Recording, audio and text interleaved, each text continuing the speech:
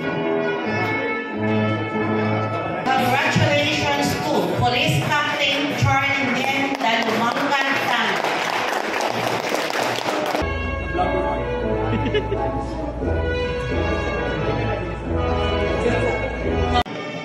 But the giving of awards and recognition is not yet over, as we are about to present to you the students who have a trade during the Public Safety and Security Area Studies. Certificate of Recognition, Best in Public Safety. Best in Public Safety and Security Area Studies. Third place, Strategies of Tukulan Sambuca del Sur in Mitigating Flood and Disaster-Related Cases. A Public Safety and Security Area Study in Tukulan, Zamboanga del Sur. May we call on stage Police Captain Naljer Sani Asiri of Prubo and Police Captain Erwin Masinas Cabria of Prubo to receive their certificate of recognition.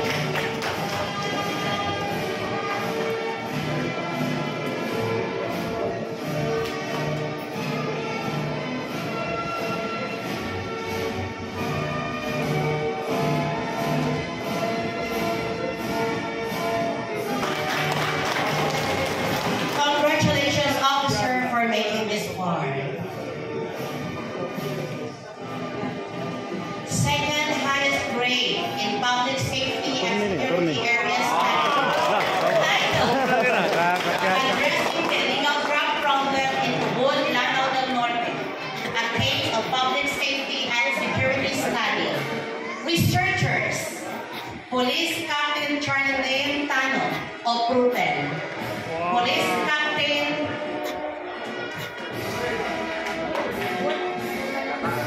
Police Captain Padapatan Pascan Tataan of Pruben. And Police Captain Cristovic Dao Dumago.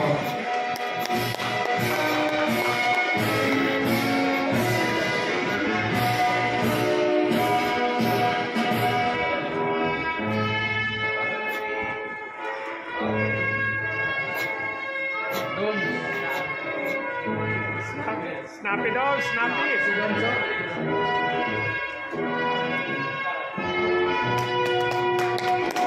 Congratulations, researchers. You've made it.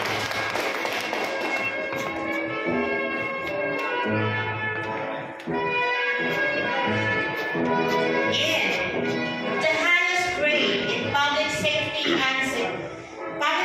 and Security Area Study goes to the researchers with the title for study Bridging Governance and Law Enforcement Laws, Public Safety and Security Area Study. Today, as we graduate from the Public Safety Officers Advanced Course and step into a new chapter of service, we celebrate not only the successful completion of our PSO walk journey, but more importantly, the deep realization of our why, the unwavering purpose that truly defines our calling and now fuels our path forward. To stand before you today as your valedictorian is an honor. I accept with profound gratitude and deep humility. This recognition is not just a measure of individual capability, but a testament to collective determination, shared sacrifices, and the unwavering support that has shaped our journey as classmates, as Kampilan. To the architects of our transformation, our visionary PPSC President, our esteemed NPC Director, and especially our dedicated officer, personnel, and SMEs of NPC Zamboanga Campus. No words can truly express our gratitude. You instilled in us not only just what to do or how to do it, but the fundamental why that fuels our courage, our compassion, and our commitment to service. For pushing us beyond our perceived limits, for sharing your invaluable experience, and for shaping us into a more competent and principled leaders. Our deepest and most heartfelt thanks. The Public Safety Officers Advanced Course proved a true crucible, rigorously testing our academic and leadership fortitude. It honed our skills from tactical response through POPX. We faced the demands of making several performance tasks, diving deep into our research study, engaging in various extracurricular activities, and ultimately conquering the comprehensive exam. This period didn't just deepen our knowledge, it forged our resolve, sharpened our personal discipline, and refined the very essence of our leadership. But it was through these challenges that our why became crystal clear. It is why we diligently gather data in our research, uncovering social realities that opens our hearts and minds to the true plight of our fellow Filipinos. It is why we tirelessly studied and completed numerous performance tests, understanding that every practical application and every challenge overcomes sharpens our ability to deliver results. It is why we rigorously engage in POPX, understanding that the true preparedness is forged under pressure and swift decision-making. This course didn't just teach us to be better police officers. It taught us to be better public servants, always driven by a profound and unwavering purpose. As we step out today, commissioned with renowned vigor and enhanced capabilities, our aim is simple yet profound: to excel in public service. But as Senex's concept teaches, the what and the how are truly powerful when they are driven by an inspiring why. And for us, as police captains, as public servants, as men and women of the PNP, our ultimate why, the very heart of our purpose, it is not an abstract ideal or a professional mandate. It is etched in the very fabric of our lives. It is our families and our loved ones. Look around you, classmates. See the proud faces of our parents, the encouraging smiles of our spouses, and the hopeful eyes of our children. They are the silent heroes of our journey. They bore the weight of our absence, the long nights of our studies, and the anxieties of our dangerous profession. Their unwavering love, understanding, and sacrifice are the very reason we put on this uniform. They are our anchor, our motivation, and the purest embodiment of the future we are fighting to protect. They, our deepest why. So let us carry this profound understanding forward. Let us lead with our why, our unwavering purpose that guides every action we take.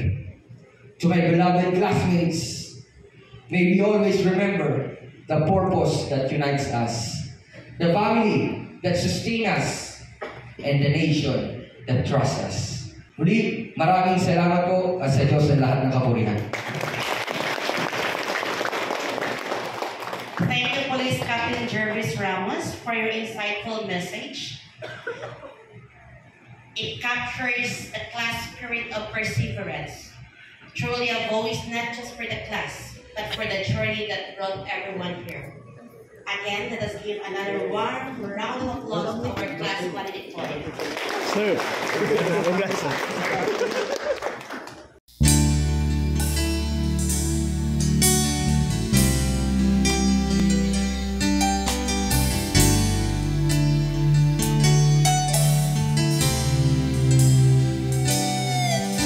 Makamtan lang ang kapayapaan, angat ng tribo'y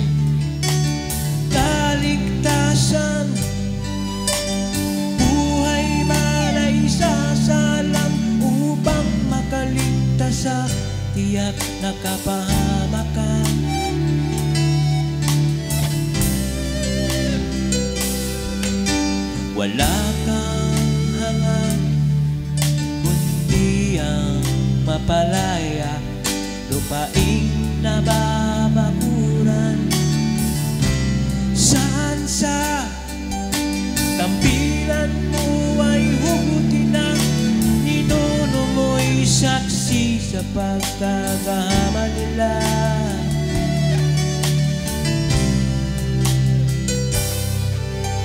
Ano ba ang magagawa ng salapi? Ito'y walang kinikilalang among uuri. Marami ang gusto maging hari, ngunit sino ba talaga ang nagmamay-ari sa lupa? Sa lupa, sa lupa,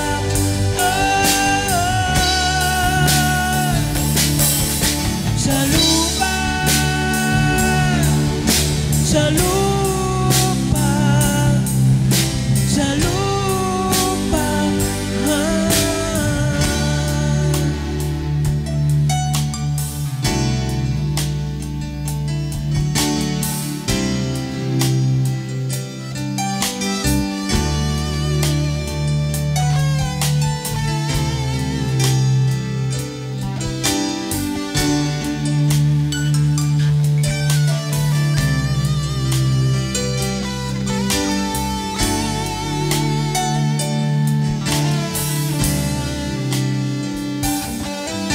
Sa isang magdirigma ng tribong tulad mo, langit ang mamatay para sa mga kauri mo.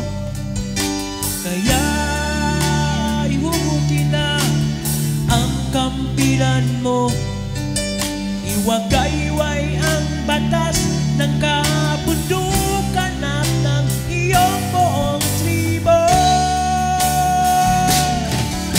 National Police College, Philippine Public Safety College, during the period from December 16, 2024 to June 21, 2025, the following main police commission officers with unit, office, and located opposite their names are hereby declared graduates thereof and conferred the corresponding course watch effective June 21, 2025.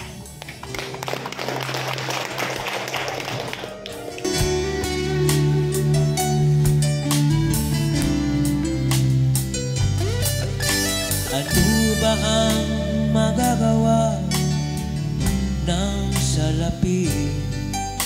Ito'y walang kinikilalang among uuri. Marami ang gustong maging hari, ngunit sino ba talaga ang nagmamay-ari sa lupa? Sa lupa, sa lupa,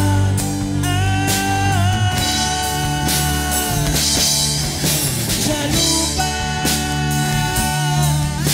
sa lupa.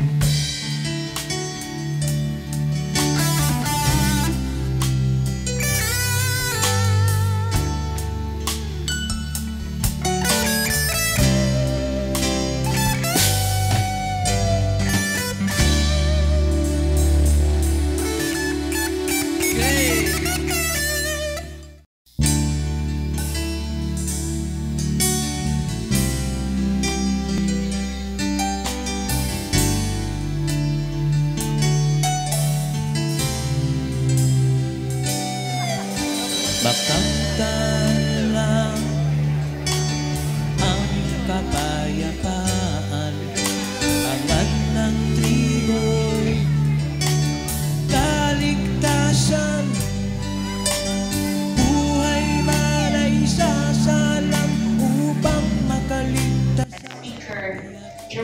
Public Safety Officers Advanced Course Class 2024-33 Campilan graduation held at Fort West Hotel and Resort at Pagadian City.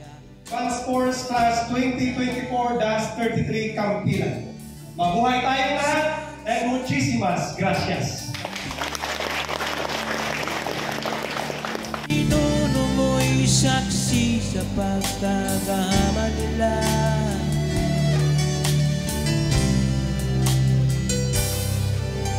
Ano ba ang makagawa ng salapi?